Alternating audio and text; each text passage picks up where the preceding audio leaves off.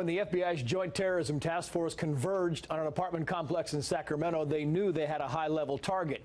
Prosecutors say not only was 45-year-old Omar Amin a hitman for ISIS and Al Qaeda, he was also a founding member of Al Qaeda in Iraq and a high-ranking ISIS terrorist. Court records show that back in 2012, Amin fled Iraq to Turkey, where he applied to be accepted as a U.S. refugee. He was granted that status in June of 2014, the very same time that ISIS had taken over the Anbar province of Iraq. So instead of going directly to the United States, a Baghdad federal court says he came back to Iraq and shot and killed an Iraqi police officer who was lying on the ground.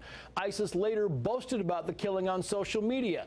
5 months after that attack, Omar Amin was living in the U.S. Resettlement agencies certainly try to thoroughly vet refugees, including medical exams and biometric checks, but because many countries don't have extensive documents on their citizens, a complete background check is nearly impossible. The U.S. often relies on the refugee's own story, in other words, the honor system. Experts say Omar Amin is a prime example of why President Trump implemented the travel ban. Watch.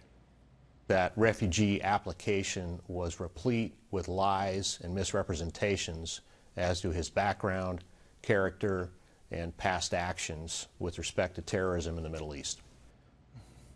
The FBI has interviewed at least 8 witnesses who identify Omar Amin and his father, brother, and cousins as being affiliated with Al Qaeda and ISIS, and who are believed to have planted numerous improvised bombs in an effort to kill coalition troops in Iraq. Because he's a flight risk, Amin is being held in Sacramento without bail. He will likely be extradited to Iraq in the next few weeks to stand trial for murder.